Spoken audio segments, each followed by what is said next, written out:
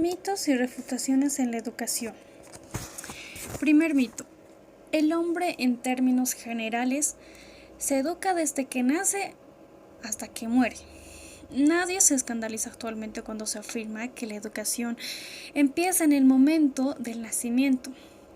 Bueno, las afirmaciones dichas no tienen juicios de valor científico, ya que el ser humano, como un sujeto biocultural e histórico-social, no empieza su vida desde que nace, ni concluye cuando muere. El ser humano se educa en el útero de su madre. No solo se habitúan a las voces de su madre, sino que empieza a familiarizarse con el idioma, hablando en su entorno. Cada niño reacciona distinto de acuerdo a las voces que escucharon mientras se desarrollaron en el útero materno. Existen especialidades de formación académica y científica en pedagogía prenatal o psicopedagogía. Eso es un hecho intangible, ¿no? Por otra parte, la noción hasta que muere también es impugnada, ya que la educación es una categoría permanente que incluye procesos como el aprendizaje, la evaluación, la enseñanza, entre otros más. Un ejemplo puede ser Jesús. Murió y resucitó hace más de 2000 años y sigue enseñando. O Gandhi, el líder de la no violencia, y otros hombres y mujeres que dejaron su legado al mundo y siguen educando de alguna manera. Mito 2. La educación comienza al nacer. Esto es la educación inicial. Bueno, es una falsedad, no solo en la sociedad, sino en las legislaciones. La educación inicial pues se denomina como educación parvularia, donde de forma errónea el ser humano iniciará su proceso de aprendizaje y psicomotricidad y su desarrollo. Pero los estudios científicos señalan lo contrario. El ser humano no empieza su aprendizaje desde que nace. Por tanto, esto no es inicial. Los estudios mediante las ecografías de 4D pues demuestran que los fetos sonríen, lloran, bostezan y etc. Por lo tanto, se podría decir que se educan en la matriz de sus madres. Además, investigaciones de embriología y la genética confirman lo anterior. En este sentido, la educación inicial no inicia nada. La educación se desarrolla en la vida y es inherente al desarrollo humano. Mito 3. La estimulación temprana es un conjunto de acciones para desarrollar al máximo el potencial del niño.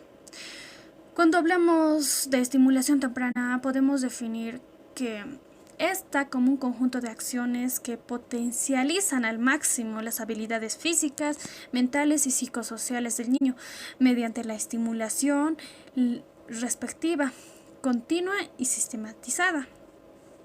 La estimulación es parte del aparato categórico que utiliza la corriente conductista aplicada a la educación, pues el conductismo deviene de la psicología animal y por razones ideológicas se aplica a nivel global. La crítica que se hace del conductivismo es que esta perspectiva es de la piel hacia afuera, metafóricamente hablando, y no toma en cuenta estos procesos internos como el pensamiento y la afectividad menos la conciencia. Temprana se refiere a los primeros años, ¿no?, de nacimiento hasta los 6 y 7 años de edad.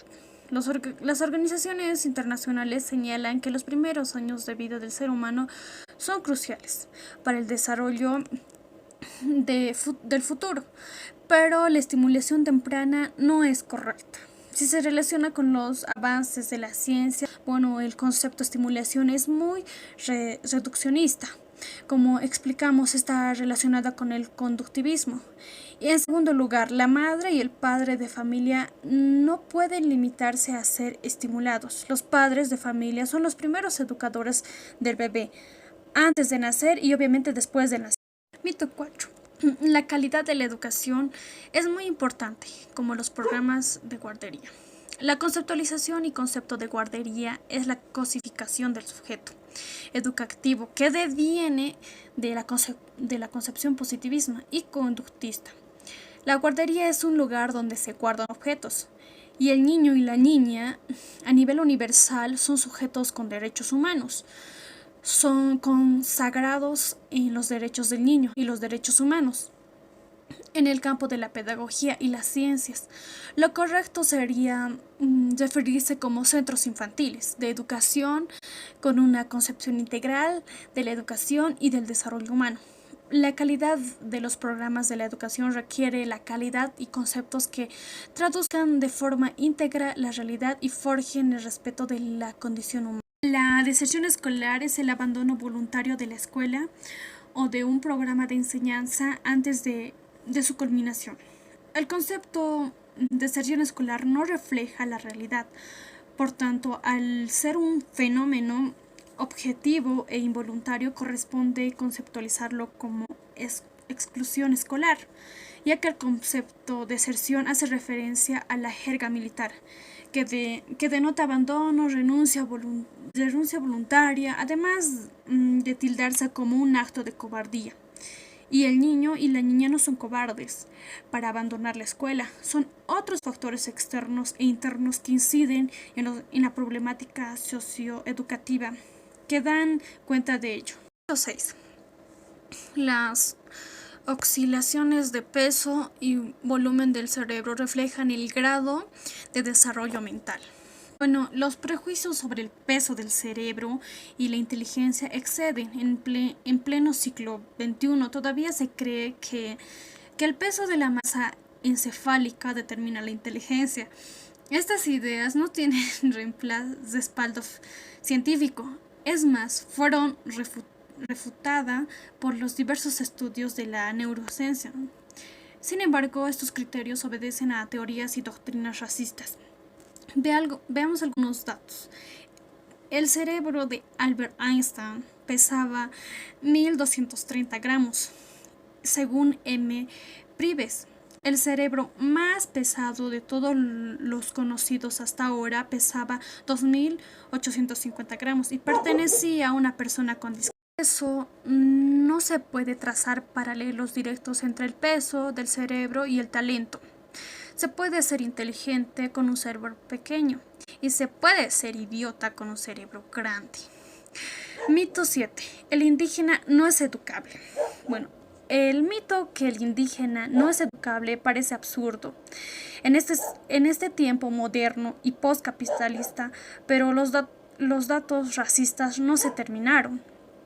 Pero desde el lugar que se ocupa se debe luchar por una sociedad libre de racismo, ya que la persona tiene la capacidad de aprender a interactuar con el medio de forma inteligente. Un ejemplo es las misiones del siglo XV.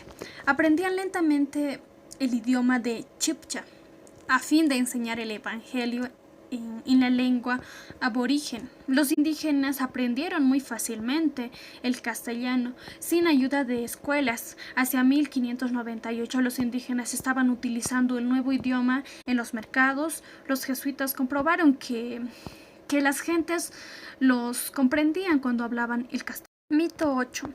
Los exámenes miden y evalúan objetivamente la inteligencia.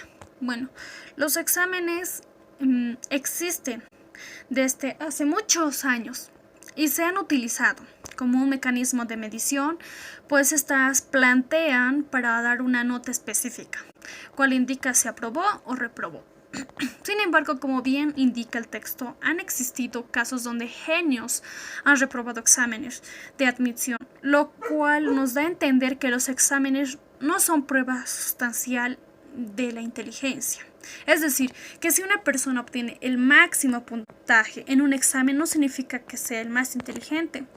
Pues bien se sabe que no todos los exámenes responden a las diferentes necesidades, pues no todas las personas son iguales. Como cientistas debemos saber que existen varios tipos de inteligencias, por lo que difícilmente por lo que difícilmente con un solo tipo de examen se puede deducir quién es más inteligente. Mito 9. Los mejores alumnos son los más exitosos en la vida. Resaltando el ejemplo que el texto nos ofrece, Tomás Alva Edison fue expulsado del colegio y fue su madre quien se encargó de instruirlo. Este es un claro ejemplo de que el ser humano es un buen estudiante. No te garantiza éxito en la vida, pues la vida académica y la vida profesional son totalmente diferentes. Por lo que las notas no garantizan nada en la vida. Quien definirá el éxito será cada persona y las ganas de superarse que cada uno tiene. Mito 8. El mejor profesor es el mejor director. Es bien conocido que quienes asumen el rol de director en un colegio es un profesor. Claro que para ello es necesario que pase por un examen.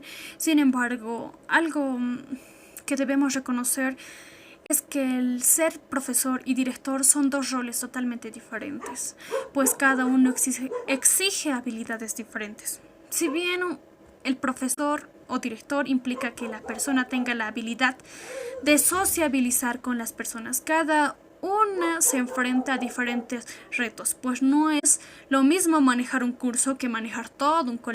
11. Las matemáticas clasifican alumnos inteligentes o menos inteligentes. Dividen las clases sociales y las profesionales.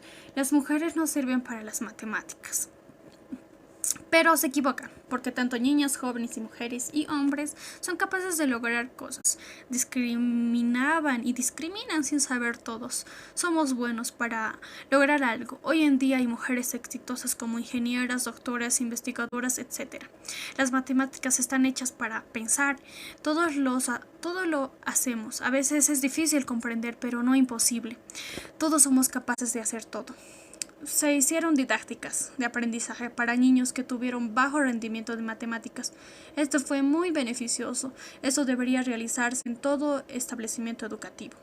Tanto otra oportunidad de que los niños puedan aprender y estar al mismo nivel en el que están los demás. Mito 12. Los niños no tienen pensamiento casual. La verdad es que los niños tienen etapas de acuerdo a su edad para poder entender y pensar o deducir lo que quieren, como dice Piaget, aunque antes subestimaba a los niños diciendo que el pensamiento casual empezaba desde el preescolar. Los niños desde que están en el vientre aprenden cosas y cuando van creciendo las aplican, porque el ser humano es curioso, pero llega un momento en el que ellos empiezan a deducir y aclarar las ideas.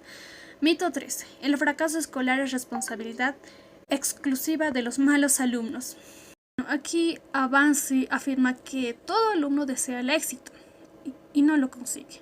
Los buenos alumnos son bien vistos y los malos no lo son. Se dice los niños son los únicos responsables del fracaso escolar, pero también que los niños reciban una o no muy buena educación, es decir, no tener un buen maestro o guía para su educación. También que cada uno decide si aprender más para llegar a su objetivo o quedarse estancado, haciendo nada. Sabemos que uno solo puede aprender investigando o leyendo en casa. La educación no depende solo de la escuela o del colegio. Cada día aprendemos algo. Mito 14. La tecnología lo resuelve todo y la tecnología educativa resuelve los problemas de la educación. La tecnología como panacea. Bueno, si bien la tecnología ayuda, también nos puede destruir. El hecho que esté resuelto nuestra tarea no significa que esté bien analizado, ya que las computadoras no hacen un análisis, sino que nosotros interpretamos, analizamos y realizamos de una manera correcta la tarea. Todos los individuos debemos tener un buen uso de la tecnología, de las TICs. Esto para no caer en la robotización. Se debe desarrollar las pedagogías del buen uso de la tecnología. Mito 15. No existía la homosexualidad en el mundo prehispánico. Bueno, una investigación que hizo Irene Silbert en 1990 muestra un ejemplo. Muestra cerámicas de culturas prehispánicas que dan cuenta de las prácticas homosexuales. Es más, se dice que se aceptaban en las culturas originarias, las cuales lo llamaban prácticas sodomitas. Entonces, ¿por qué hay esta homofobia hoy en día? Cabalmente se puede responder que hay algunas autoridades de esos años que se negaban e ignoraban. Se puede decir también que sí hubo homosexualidad en esas épocas, pero poco a poco y gracias a los prejuicios de varias personas que eran autoridades se fueron generando esa homofobia, lo cual en estos tiempos acarrea problemas en nuestro medio, ya que todos somos libres de decidir sobre nuestra sexualidad y no dejamos perjudicar por pensamientos erróneos. Mito 16. Se malgasta en la educación de las niñas. En municipios rurales se vio que las niñas no deberían ir a clases en la unidad educativa, ya que estarían perdidas y solo deberían ayudar en la chacra y las labores domésticas. Esa idea sigue siendo un problema. Todo niño o niña debe tener el derecho de una educación y no dejarse llevar por prejuicios machistas.